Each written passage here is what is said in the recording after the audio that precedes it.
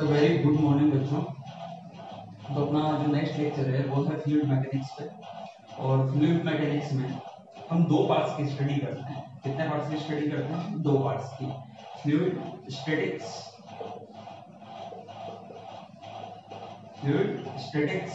And fluid dynamics.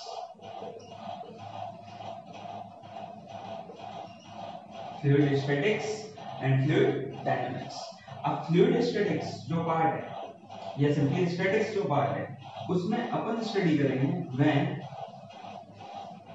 The fluid is at rest. जब fluid किस पे रहेगा? रेस्ट पे। उस समय हम स्टडी करेंगे किसकी? फ्लूइड स्टैटिक्स की। एंड इसमें स्टडी करेंगे when the fluid is in motion. तो जब फ्लूइड मोशन में होगा तब हम स्टडी करेंगे किसकी? फ्लूइड डायनामिक्स की। अब बेसिकली फ्लूइड स्टैटिक्स में क्या-क्या सवाल हो सकते हैं, कौन-कौन से सवाल आ सकते हैं, फ्लूइड स्टैटिक्स में क्या-क्या आता है। तो जनरली मान लीजिए कि आपको बोला गया है कि एक कंटेनर में पानी भरा हुआ है। एक कंटेनर में क्या भरा हुआ है? कोई फ्लूइड भरा हुआ है, कोई लिक्विड भरा हुआ है। अब यहाँ पे कंटेनर भी रेस्ट पे है और आपका जो इसमें फ्लूइड भरा हुआ है वो भी रेस्ट पे है। तो अपन बोल सकते हैं कि कंटेनर के रेस्पेक्ट में फ्लूइड किस पे है? रेस्ट पे। तो ये जो पूरा का पूरा जो सिस्टम आएगा वो किसमें आएगा? स्टैटिक्स में। ये एक पार्ट। इस तरीके का सवाल किसका होगा? फ्लूइड स्टैटिक्स का। मान लो कि एक ट्रक है और इस ट्रक में कोई ड्रम भरा हुआ है, ड्रम रखा हुआ है या कोई कंटेनर रखा हुआ है और इस कंटेनर में कौन भरा हुआ है? लिक्विड। तो आप कहोगे कि सर ये लिक्विड तो चल रहा है। मान लो ये सपोज ये मोशन में है, कौन? ट्रक। तो अगर ये मोशन में है और ये फ्लूइड है तो ये फ्लूइड किसमें आना चाहिए? डायनामिक्स में। लेकिन ऐसा नहीं है। अगर ये मोशन में है ट्रक लेकिन इस ट्रक के रेस्पेक्ट में अभी भी या इस कंटेनर के रेस्पेक्ट में अभी भी फ्लूइड किसमें है? रेस्ट पे। तो ये भी किसमें आएगा? फ्लूइड स्टैटिक्स में। तो बेसिकली अपन क्या बोल सकते हैं? ओवरऑल आप ध्यान से देखना इसे। When the fluid is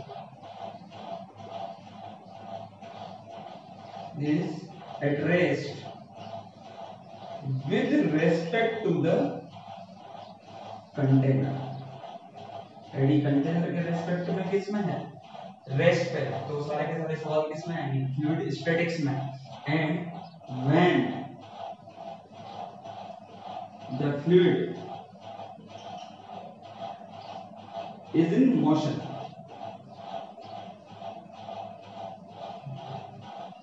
with respect to the container।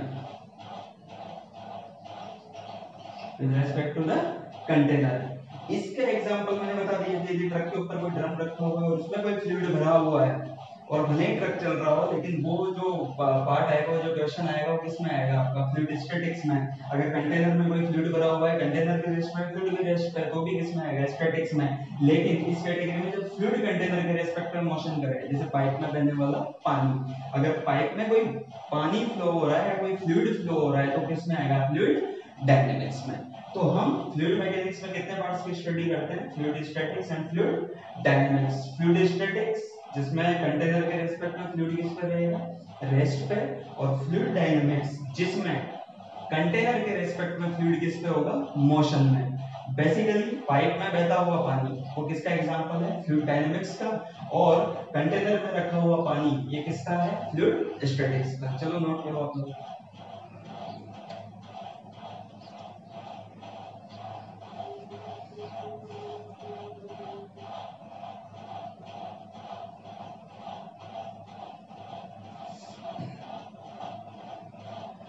तो आई होप आप लोगों ने इसे नोट कर लिया होगा।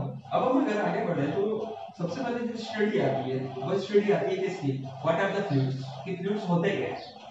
तो फ्लूइड्स को डिफाइन किया गया कि जिनका प्रॉपर शेप ना हो। जिस भी कंटेनर में इनको डाला जाए वो उसी का शेप एक्वायर कर ले। और लेकिन इसमें जो इंपॉर्टेंट चीज है वो क्या है? फ्लूइड्स की कैटेगरी में वो आते हैं, फ्लूइड्स की कैटेगरी में वो आते हैं जिनका डेफिनेट शेप तो ना हो लेकिन डेफिनेट वॉल्यूम हो, वो सारे के सारे किसमें आते हैं? फ्लूइड्स में। तो what are the fluids? The substances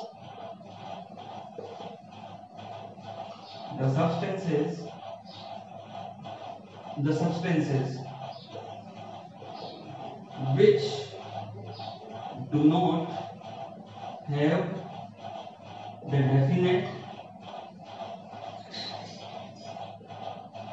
shape but have definite volume. But have definite volume, ये किसमें आते हैं? आपके फ्लूइड्स में। और इस कैटेगरी में हम दो चीजों को रखते हैं फ्लूइड्स की कैटेगरी में, लिक्विड्स को एंड गैसेस को। अब अगर मैं आपसे अपने सिलेबस के अकॉर्डिंग बात करूं तो 99% क्वेश्चंस में, इवन 100% क्वेश्चंस में जो आते हैं वो क्या आते हैं? लिक्विड्स। उसका रीजन क्या होता है? अगर अपन गैसेस की बात करें तो गैसेस को अपन जिस भी कंटेनर में डालेंगे वो उसी का क्या कर लेगी? वॉल्यूम एक्वायर कर लेती है। अगर उसी का वॉल्यूम एक्वायर कर लेगी तो उसका डेफिनेट वॉल्यूम तो रहा नहीं। तो इसलिए इस कैटेगरी में, फ्लूइड्स की कैटेगरी में अपने सिलेबस के अकॉर्डिंग केवल कौन आता है? लिक्विड्स। लेकिन हाँ, और भी कई सारी डीप चीजें होती है, इसलिए गैसेस को भी इसमें इंक्लूड किया गया। लेकिन अपन ये भी बोल सकते हैं दूसरी चीज, अगर मैं इसमें एक और बात इंक्लूड करूं तो वो बात क्या इंक्लूड हो सकती है कि जिन सब्सटेंसेस की डेंसिटी ऑलमोस्ट कांस्टेंट रहे। क्या है? Density almost constant. तो जिनकी डेंसिटी ऑलमोस्ट कांस्टेंट रहेगी वही किसमें आएंगे? फ्लूइड्स में। यहाँ पे चूंकि गैसेस का वॉल्यूम कांस्टेंट नहीं रह सकता, गैसेस का वॉल्यूम कांस्टेंट नहीं रह सकता, तो अपन जानते हैं कि डेंसिटी बराबर होता है मास अपॉन वॉल्यूम। ये मास तो हमेशा क्या रहेगा? कांस्टेंट। लेकिन गैसेस का वॉल्यूम कांस्टेंट नहीं रहेगा तो डेंसिटी कांस्टेंट नहीं रहेगी। इसलिए सारी की सारी गैसेस आपके फ्लूइड्स में नहीं आती है। फ्लूइड्स में वही गैसेस आती है जिनकी डेंसिटी ऑलमोस्ट क्या रहे? Constant, even when they are flowing. जब वो बह रही है उस कंडीशन में भी उनकी डेंसिटी क्या रहनी चाहिए? कांस्टेंट। तभी जाके वो सारी किसमें आएंगी? फ्लूइड्स में। तो फ्लूइड की बेसिक डेफिनेशन क्या है? The substances which do not have the definite shape but have a definite volume. और इस कैटेगरी में कौन कौन आते हैं? Liquid and gases. अपने सिलेबस के अकॉर्डिंग ज्यादातर टेस्ट में कौन आएंगे? लिक्विड्स। और इसके बारे में एक और चीज फ्लूइड्स के बारे में कि डेंसिटी ऑलमोस्ट कैसे रहनी चाहिए? कांस्टेंट। गैसेस को जिस भी कंटेनर में डालेंगे उसी कंटेनर का वॉल्यूम एक्वायर कर लेगी, इसलिए उनकी डेंसिटी ऑलमोस्ट कांस्टेंट नहीं रहेगी। इस वजह से अपन जिन गैसेस की डेंसिटी चेंज हो जाती है उनको फ्लूइड्स की कैटेगरी में नहीं। तो अब तक हमने बात की फ्लूइड की डेफिनेशन के बारे में और फ्लूइड में अपन क्या क्या पढ़ते हैं उसके बारे में। हम यहाँ पे फ्लूइड्स के रिलेटेड बहुत सारी चीजें एकदम छोटी छोटी। सबसे पहले अगर आपको मानो किसी कंटेनर में कोई भरा हुआ है, कोई फ्लूइड भरा हुआ है, तो हमें इसका क्या क्या पता होना चाहिए? हमें इसका पता होना क्या क्या होना चाहिए? पहले मास। मास आपको पता है किससे डिनोट किया जाता है? m से। वॉल्यूम, वॉल्यूम किससे डिनोट किया जाता है? v से। डेंसिटी, डेंसिटी को डिनोट किया जाता है d से और रो से। और कोई भी सिंबल आप ले सकते हो। यहाँ पे मान लो किसी कंटेनर में कोई फ्लूइड भरा हुआ है, तो हमें पता है पता होना चाहिए मास पता होना चाहिए, वॉल्यूम पता होना चाहिए, डेंसिटी पता होना चाहिए। अब क्योंकि डेंसिटी बराबर होता है मास पर यूनिट वॉल्यूम, मास पर यूनिट वॉल्यूम, और बेसिकली m/v। सो और डेंसिटी को यदि हम डिनोट कर रहे हैं किससे? रो से, तो m बराबर कितना आ जाएगा? रो इनटू v। तो आप ध्यान रखिएगा कि रो और v की टर्म्स में m बराबर कितना होता है? रो इनटू v केजीज में इन प्रॉपर यूनिट्स। इसकी यूनिट केजी और ग्राम जो भी आप लेना चाहें, ये हमें पता होना चाहिए। मास को m से, वॉल्यूम को v से और डेंसिटी को रो से। आगे देखो, अगर मुझे वेट लिखना है कि सपोज ये जो इसमें फ्लूइड भरा हुआ है, तो weight of fluid, weight of fluid. तो मान लो कि आपने बोल दिया कि what is the weight of this fluid. इस फ्लूइड का जो वेट होगा वो वेट कितना होना चाहिए? m multiplied by gravity. और m को किससे डिनोट किया था अभी अपन ने?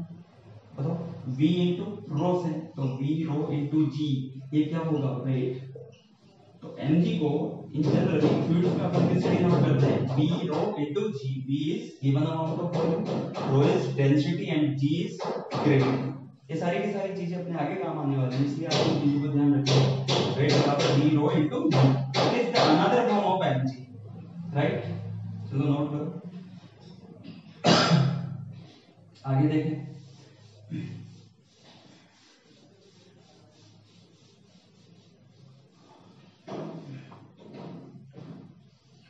अगेन मान लो कि इसमें कोई फ्लूइड भरा हुआ है।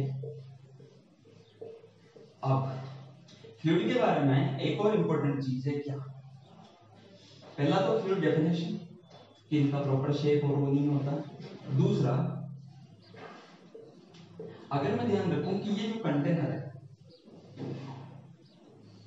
मान लो दिस इज कंटेनर, और ये कंटेनर किससे बना हुआ है, सॉलिड से। बहुत छोटी छोटी चीजें हैं, आपको पता होना चाहिए। और ये है आपका इस जगह पे, ये तो किससे बनी हुई है, सॉलिड्स हैं। और ये एक डेफिनेट लेयर है किसकी, लिक्विड की। इसे अपन बोल सकता हूं कि ये है आपका लिक्विड लेयर और सरफेस, लिक्विड लेयर और सरफेस। और इस सरफेस से ऊपर यहाँ पे क्या है, गैस, एयर। तो फ्लूइड्स के बारे में हमें भी याद रखना है, क्या रखना है कि a given amount of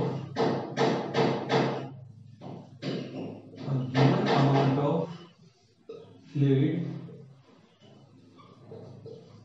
is always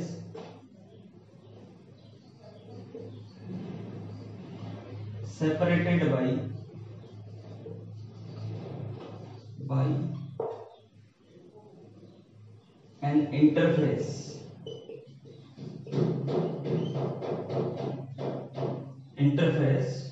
with solids and gases। इस लाइन का मतलब क्या है कि कोई भी गिवन अमाउंट ऑफ लिक्विड है, कोई भी गिवन अमाउंट ऑफ लिक्विड है, इसका जो इंटरफेस होगा ये हमेशा सेपरेट होगा किससे, जैसे यहाँ पे ये कंटेनर है, कंटेनर वॉल है, इस कंटेनर वॉल इस लिक्विड की इस लेयर के साथ क्या कर गया, समझो कि इस पार्ट के साथ अपने आप को क्या कर रहा है, सेपरेट। तो given amount of fluid is always separated by N interface, ये हमेशा एक इंटरफेस के साथ क्या होगा, अलग अलग इंटरफेस से क्या दिखाई पड़ेगा, अलग कर लेगा अपने आप को, किससे, सॉलिड से एंड गैसेस से। इस लेयर, ये जो लेयर है, ये इसके ऊपर वाला भाग क्या है, गैस का। किस किस इसका इंटरफेस है, this is interface between gas and liquid, ये वाला इंटरफेस। और ये वाला जो इंटरफेस है ये है सॉलिड एंड लिक्विड। क्लियर, आगे देखो।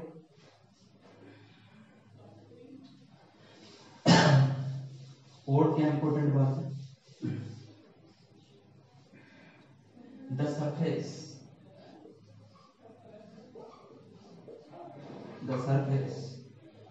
which is open to gas or air is free surface of the liquid।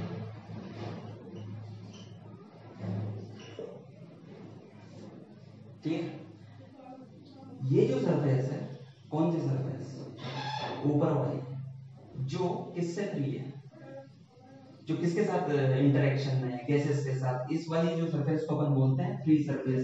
एक जनरल टर्मिनोलॉजी आती है फ्लूइड्स के केसेस में और लिक्विड्स के केसेस में अपने सिलेबस के अकॉर्डिंग कि what is the free surface. तो फ्री सरफेस का मतलब है कि किसी भी दिए गए लिक्विड की वो सरफेस जो गैस के साथ इंटरफेस में है या गैस के साथ इंटरेक्शन में है, वो कहलाती है आपकी कौन सी, free surface of the liquid. Note करो इसे।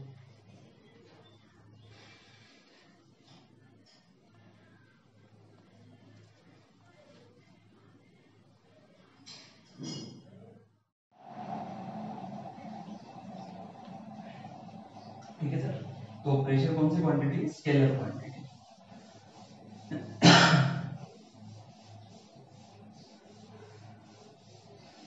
अब जो नेक्स्ट बात है, हमारे पास फ्लूइड मैकेनिक्स में एक यूजुअल टर्मिनोलॉजी आती है जिसे बोला जाता है क्या, pressure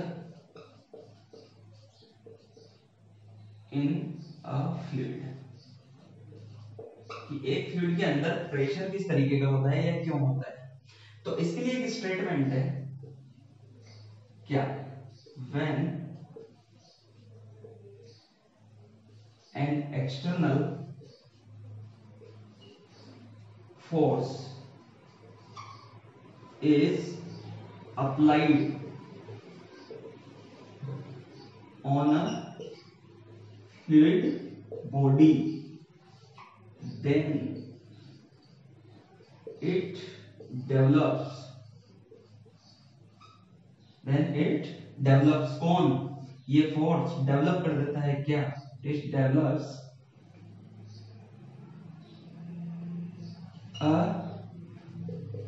an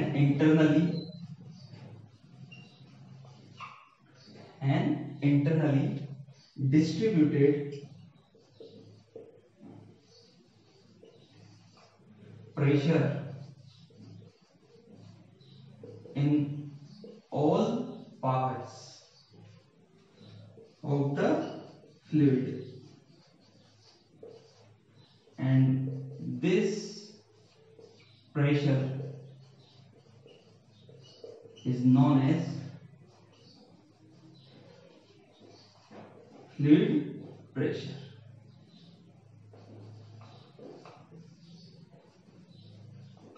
This pressure is known as fluid pressure। What is a fluid pressure? अगर आपसे कोई बोला जाए कि क्या fluid pressure क्या है, तो जब किसी फ्लूइड बॉडी पर कोई एक्सटर्नल फोर्स अप्लाई किया जाता है तो ये इंटरनली डिस्ट्रीब्यूटेड प्रेशर जनरेट कर देता है in all parts of the fluid, और इसे ही अपन क्या बोलते हैं, फ्लूइड प्रेशर। इसे समझने के लिए हम यहाँ पे एक चीज देखते हैं, ध्यान से देखना आपको इस स्टेटमेंट को उतारने के बाद कि मान लीजिए कि सपोज किसी कंटेनर में कोई फ्लूइड भरा हुआ है, इस कंटेनर में ये फ्लूइड भरा हुआ है। अब सपोज ये जो फ्लूइड भरा हुआ है, यहां पर इस फ्लूइड में यहां पे एक्ट करनी है कौन, ग्रेविटी, नीचे डाउनवर्ड डायरेक्शन में। अब मैंने यहां पे कोई पॉइंट लिया x, सपोज ये जो x पॉइंट है ये इनसाइड में क्या है, फ्लूइड। अब अगर मैं ध्यान से देखूं तो ये अगर मैं इसे थोड़ा सा इस पार्ट को थोड़ा सा एरिया वाइज थोड़ा सा बड़ा बनाऊं, इसे एक मॉलिक्यूल मान लूं, सपोज कोई लिक्विड मॉलिक्यूल मान लो, तो क्या करूंगी, ये लिक्विड मॉलिक्यूल थोड़ा सा मैंने बड़ा बना दिया।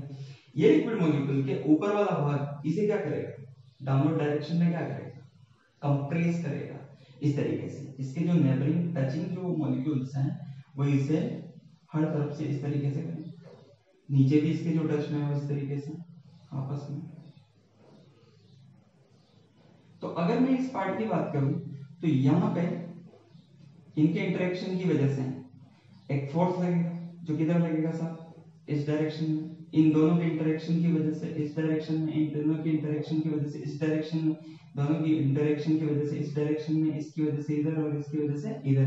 मतलब जो नेबरिंग मॉलिक्यूल्स हैं वो इस पॉइंट्स को कंप्रेस करने की क्या करेंगे, कोशिश। और अगर मैं बात करूं इस पॉइंट की, ये जो एक्स पॉइंट है इसको मैंने जूम आउट करके बनाया है यहाँ पे, तो इसमें हर तरह से ऊपर वाला जैसे इधर लग रहा है, नीचे यूं इस तरीके से, यहाँ पे यहाँ पे यहाँ पे, हर तरीके से हर डायरेक्शन से इक्वली डिस्ट्रीब्यूटेड प्रेशर फील कर रहा है कौन, ये पॉइंट एक्स। ठीक। अब अगर मैं इसको फोर्स के टर्म्स में बोलूं तो ये इस पर फोर्स लगा रहा है, इस पर फोर्स लगा रहा है, इस पर फोर्स लगा रहा है, इस पर फोर्स लगा रहा है, इस पर फोर्स लगा रहा है, इस पर फोर्स लगा रहा है। इन सारे फोर्सेस का कुछ x कंपोनेंट होगा, कुछ y कंपोनेंट होगा। अब चूंकि ये पॉइंट x अपनी जगह से मूव तो कर नहीं रहा, तो सारे के सारे हॉरिजॉन्टल कंपोनेंट्स और वर्टिकल कंपोनेंट्स एक दूसरे को क्या कर देंगे, cancel out.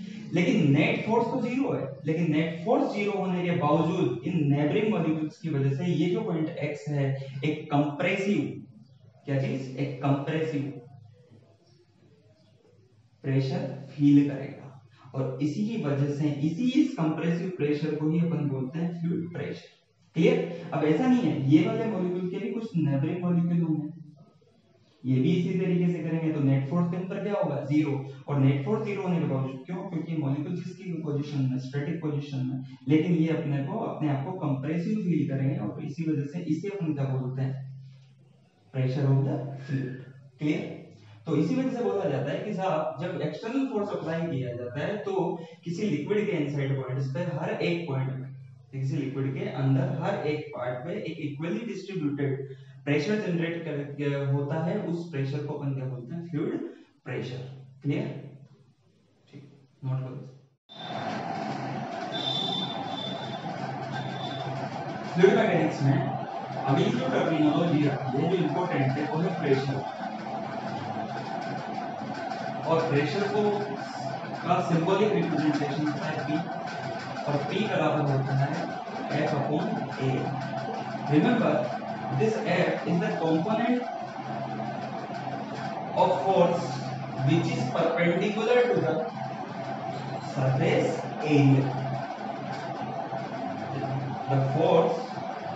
The component of force which is perpendicular to the surface area।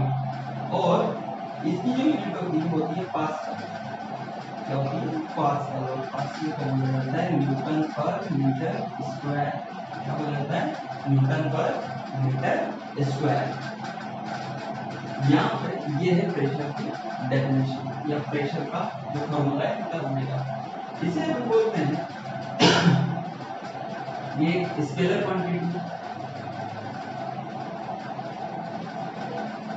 Other जो यूनिट्स है इसकी जो यूनिट्स है वो देखो कितनी बार, इसके अलावा टॉर्क, पास्कल, न्यूटन पर मीटर स्क्वायर, ये सारी की सारी डाइन पर सेंटीमीटर स्क्वायर, ये सारी की सारी क्या हो सकती है, प्रेशर की यूनिट। चलो नोट करो।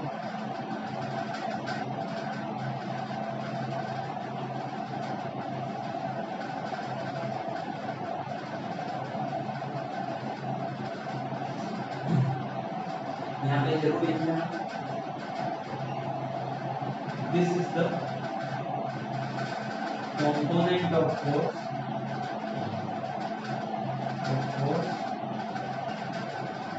which is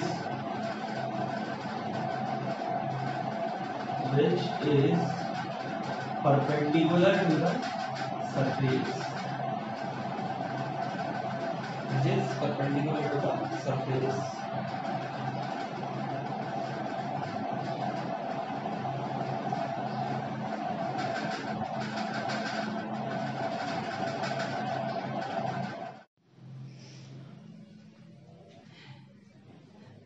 तो फ्लूइड प्रेशर की खास खास बातें क्या हुई फ्लूइड प्रेशर की? It is uniform in all directions. ये सभी डायरेक्शंस में क्या होगा? Same, uniform. दूसरी चीज, इस बात को आप ध्यान से समझना, मान लीजिए कि किसी फ्लूइड बॉडी में हमने किसी सॉलिड बॉडी को रख दिया, सपोज इस तरीके से, ये सॉलिड पार्ट है, जो शेडेड पार्ट है, इसे मैं बोल रहा हूँ कोई सॉलिड बॉडी है। तो इस सॉलिड बॉडी के पास के साथ इस लिक्विड जो ये सरफेस है, ये जो लिक्विड पार्ट है, ये इधर वाला जो लिक्विड पार्ट है, इसके साथ इस तरीके से इंटरेक्शन हो रहा है। भाई ये तो सॉलिड बॉडी हो गई, और इस सॉलिड बॉडी के साइड पे कौन है? लिक्विड। क्लियर? तो ये सारे के सारे इस पर क्या एक्सर्ट कर रहे होंगे? Pressure.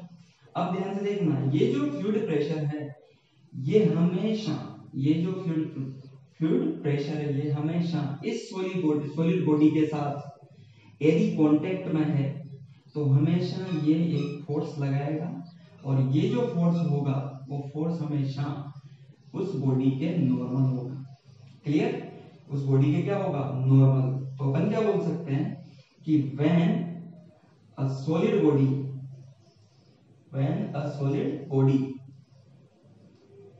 is in contact with the fluid, when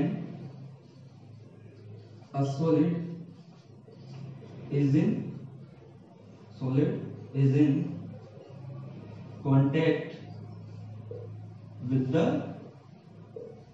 fluid, then it exert the force on the solid which is solid whose direction is normal to the surface of solid.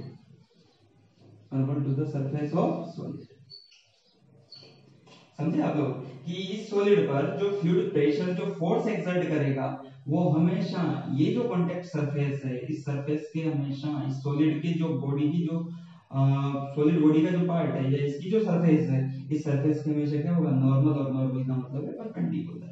Clear? इस बात को एक और तरीके से समझ सकते हो आप कि अगर मान लो ये कोई लिक्विड है, कोई पानी है, और इस पानी में हमने क्या किया कि सपोज एक सिलेंड्रिकल बॉडी को या सिलेंड्रिकल बॉडी को क्या किया, डिप किया। क्लियर? तो सपोज ये यहाँ से भी इस तरीके से था, ये बंद था। क्लियर? तो ये सिलेंड्रिकल पार्ट है, यहाँ पे ये कोई सिलेंड्रिकल पार्ट है, तो ऊपर से अगर फ्लूइड फोर्स लगेगा तो कैसे लगेगा, इस सरफेस के परपेंडिकुलर, इधर से लगेगा तो इस सरफेस के परपेंडिकुलर, नीचे से लगेगा तो इस कांटेक्ट सरफेस के परपेंडिकुलर। राइट? नोट करो।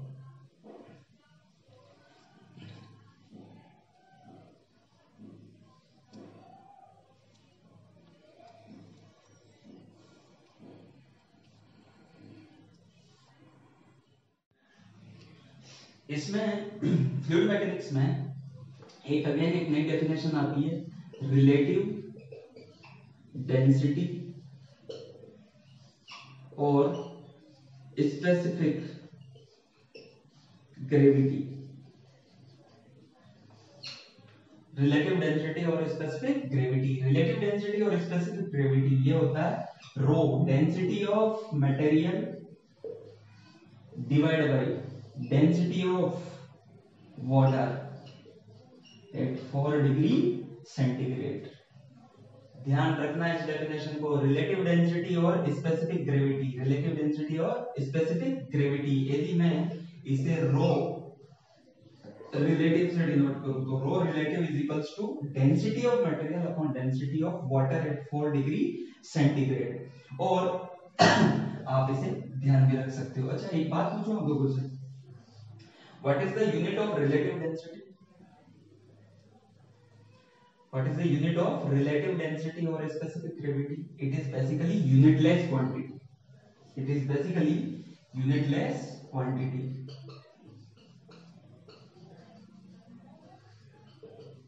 क्यों यूनिटलेस? ऊपर भी डेंसिटी है और नीचे भी क्या है, डेंसिटी।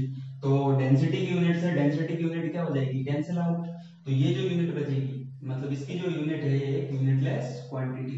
नोट करो इसे।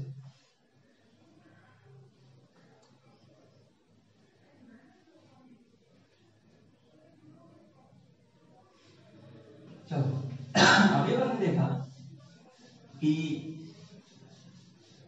रिलेटिव डेंसिटी, तो रिलेटिव डेंसिटी क्या है? Relative density is basically rho relative is density of material divided by density of water at 4 degree centigrade. ठीक है? अब अगर मैं बोलूं कि रो ऑफ वाटर, अभी थोड़ी देर पहले की बात है, 4 डिग्री सेंटीग्रेड पे कितनी होती है, 1 ग्राम पर सेंटीमीटर क्यूब। क्या होती है? 1 ग्राम पर सेंटीमीटर क्यूब। तो अगर मैं यहाँ पे सीजीएस में, ये किसमें, सीजीएस सिस्टम, यूनिट सिस्टम में, यदि मैं यहाँ पे 1 रख दूं तो रो मटेरियल डिवाइड बाय 1, क्योंकि पानी की कितनी होती है डेंसिटी, 1 ग्राम पर सेंटीमीटर क्यूब। क्लियर? तो relative density of substance, relative density of substance उसकी डेंसिटी के बराबर ही आएगा ना, क्योंकि इसमें अगर आप 1 का डिवाइड करोगे तो रिलेटिव डेंसिटी और डेंसिटी ऑफ मटेरियल दोनों क्या हो गई, सेम। तो अपन यहाँ पे क्या स्टेटमेंट दे सकते हैं कि in CGS system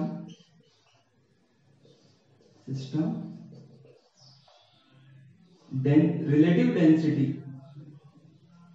relative density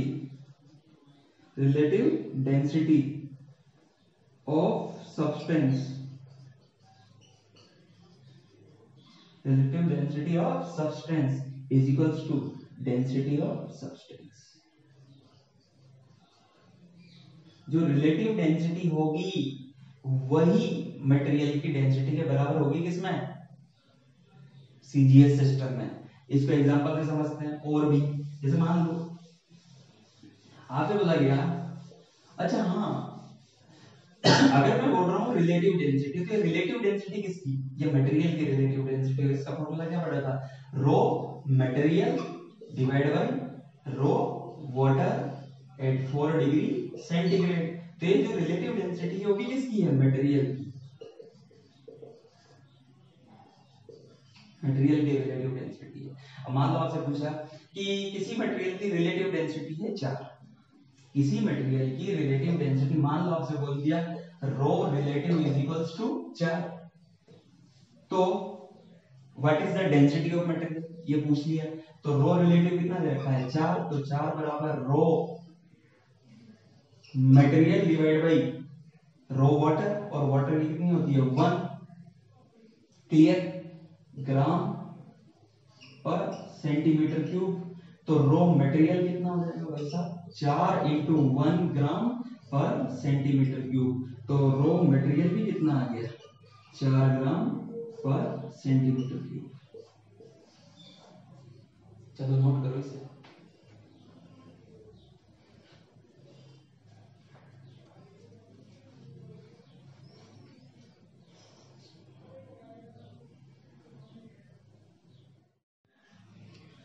इसमें फ्लूइड मैकेनिक्स में एक अगेन एक नई डेफिनेशन आती है, रिलेटिव डेंसिटी और स्पेसिफिक ग्रेविटी।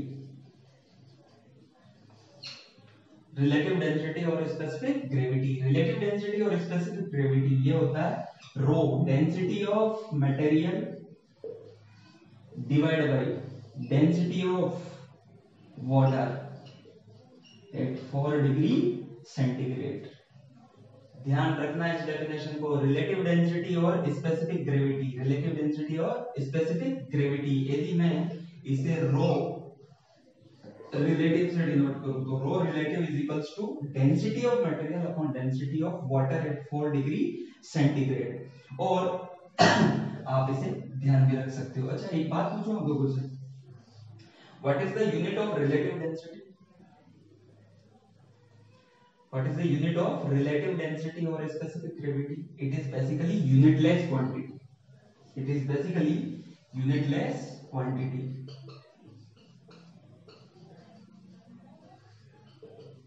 क्यों यूनिटलेस, ऊपर भी डेंसिटी है और नीचे भी क्या है डेंसिटी, तो डेंसिटी की यूनिट से डेंसिटी की यूनिट क्या हो जाएगी कैंसिल आउट, तो ये जो यूनिट बचेगी मतलब इसकी जो यूनिट है ये एक यूनिटलेस क्वांटिटी।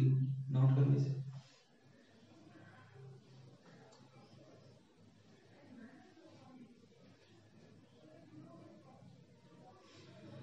चलो अभी हमने देखा कि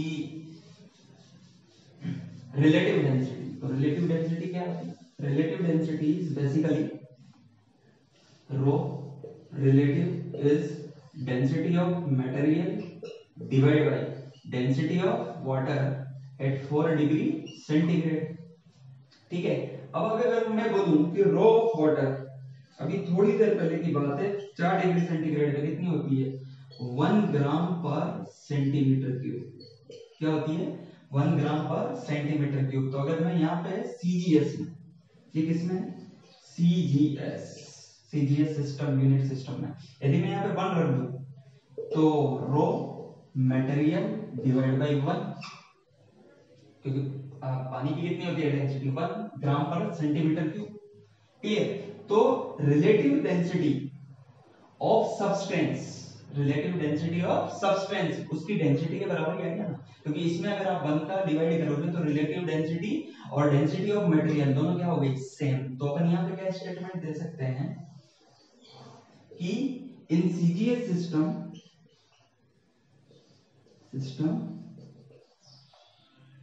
relative density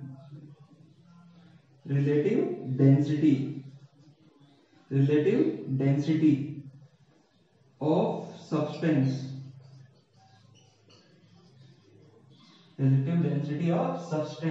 is equals to density of substance. जो रिलेटिव डेंसिटी होगी वही मटेरियल की डेंसिटी के बराबर होगी किसमें, सीजीएस सिस्टम में। इसको एग्जांपल से समझते हैं और भी, जैसे मान लो आपसे बोला गया, अच्छा हाँ अगर मैं बोल रहा हूँ रिलेटिव डेंसिटी, तो रिलेटिव डेंसिटी किसकी, ये मटेरियल की रिलेटिव डेंसिटी। इसका फॉर्मूला क्या पड़ा था, rho material divide by rho water at 4 degree centigrade. तो ये जो रिलेटिव डेंसिटी है वो भी किसकी है, मटेरियल की, मटेरियल की रिलेटिव डेंसिटी है। अब मान लो आपसे पूछा कि किसी मटेरियल की रिलेटिव डेंसिटी है 4, किसी मटेरियल की रिलेटिव डेंसिटी मान लो आपसे बोल दिया रो रिलेटिव इज इक्वल्स टू 4, तो what is the density of material, ये पूछ लिया। तो रो रिलेटिव कितना दे रखा है 4, तो 4 बराबर रो material divide by rho water, और वाटर की कितनी होती है 1, क्लियर, ग्राम पर सेंटीमीटर क्यूब। तो रो मटेरियल कितना हो जाएगा भाई साहब 4 इंटू 1 ग्राम पर सेंटीमीटर क्यूब। तो रो मटेरियल भी कितना आ गया 4 ग्राम पर सेंटीमीटर क्यूब। चलो नोट करो इसे।